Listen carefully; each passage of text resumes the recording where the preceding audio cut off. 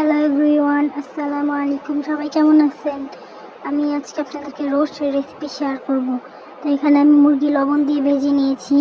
আর মুরগি ভাজা তেলেই আমি শুকনা মশলা দিয়ে দিলাম, এলাচ, দারচিনি, তেজপাতা। এরপরে কিছুক্ষণ ভাজার পরে পেঁয়াজ দিয়ে দিলাম। এই তো পেঁয়াজটা একটু হালকা ভেজে নিব। ভাজা হয়ে গেছে, এখন আমি শুকনা মরিচের গুঁড়া 2 চামচ দিয়ে দিলাম। আপনারা ঝাল অনুযায়ী আপনাদের পছন্দ অনুযায়ী দিবেন। আর আমি কিন্তু এখানে গুঁড়া মশলা শুধু শুকনা মরিচের গুঁড়াটাই ব্যবহার করব, আর অন্য কোনো মশলা ব্যবহার করব না। তো একটু ভাজার পরে এই পর্যায়ে আমি বড় চামচের 2 চামচ আদা রসুন পেস্ট দিয়ে দিলাম। এবার একটু মশলাটা ভালোভাবে কষিয়ে নেব। লবণ স্বাদ মতো।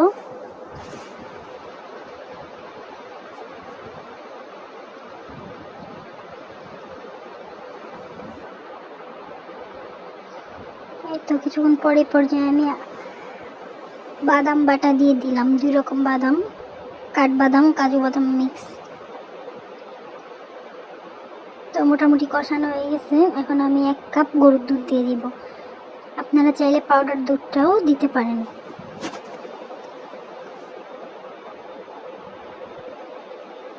এই তো এখানে মোটামুটি বলক এসে গেছে, এখন ভাজা মুরগিগুলো দিয়ে দিব।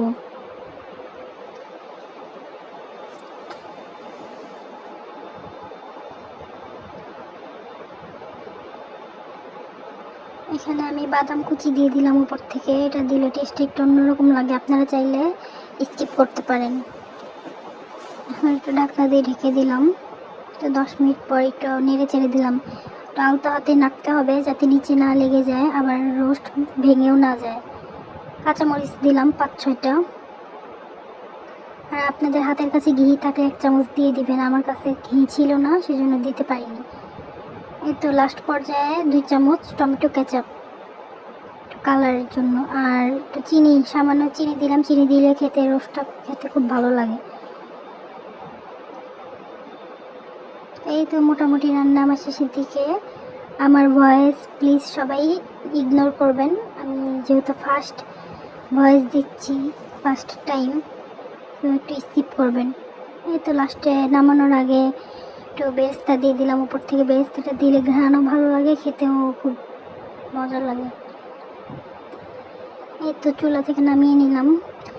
দেখতে মাশাআল্লাহ খুব সুন্দর, খেতেও খুব মজা হয়েছিল। আপনারা অবশ্যই বাসায় ট্রাই করে দেখবেন। আর প্লিজ আমার চ্যানেলটা সাবস্ক্রাইব করে দিবেন। আল্লাহ হাফেজ, সবাই ভালো থাকবেন।